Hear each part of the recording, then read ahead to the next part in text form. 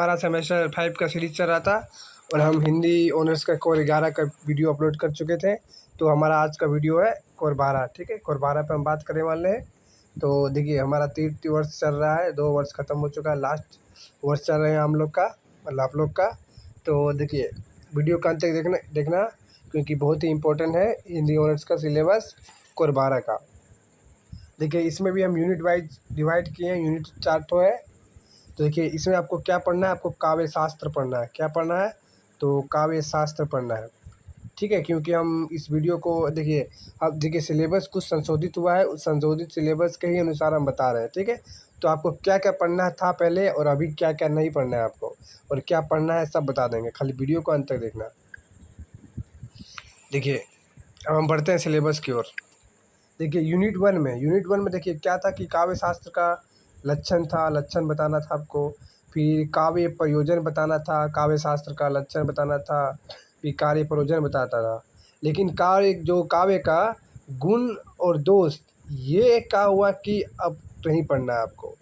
गुण और दोष काव्य शास्त्र का पढ़ना ही नहीं है, क्योंकि पहले क्या हुआ करता था कि काव्य शास्त्र का गुण और दोष दोनों पढ़ना पड़ता था, लेकिन अब नहीं पढ़ना होगा। ठीक है, यूनिट 1 में यही था। ठीक है, समझ गए।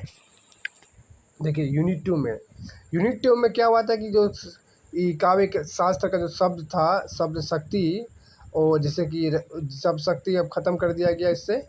ठीक है, और उसका बाद क्या हुआ कि जो रस और निश्चिति था, ये तो है ही, पहले जो था वो भी है, इसमें कोई सुधार नहीं किया गया है।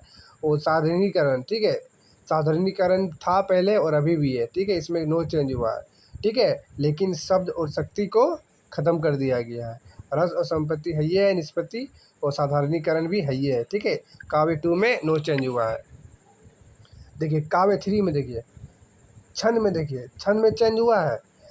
जैसे कि दोहा हुआ, सोठा हुआ, चौपाई हुआ। ठीक है, लेकिन सेला और कवित ये हट गया है, ये पूरी तरह से हट गया है, ये इसको देखना ही नहीं है। ठीक है, इसको देखना ही नहीं है।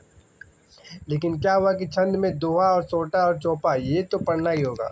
ठीक है, यूनिट 3 में देखिए कुछ चेंज हुआ है। छंद में आपको दोहा, सोटा, चौपाई ये तो पढ़ना ही है, ये सतंत्र पढ़ना ही है, लेकिन सेला और कवित ये पढ़ना नहीं है। ठीक है, देखिए नेक्स्ट देखिए लास्ट का यूनिट देखिए, यूनिट 4। इसमें अलंकार है। अलंकार में देखिए अनुप्रास अलंकार है, लेकिन ये अलंकार ख़त्म हो गया, अलंकार ख़त्म हो गया है। यमक भी है और उपमा भी है, लेकिन अतिशयोक्ति ख़त्म कर दिया गया है।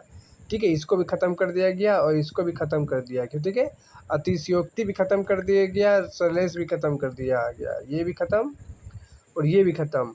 लेकिन यूनिट 4 में अलंकार में आपको अनुप्रास अलंकार, यमक अलंकार और उपमा अलंकार ये सब आपको पढ़ना ही है, पढ़ना है। ठीक है, तो देखिए सिलेबस तो ख़त्म हो गया क्योंकि संशोधित सिलेबस था।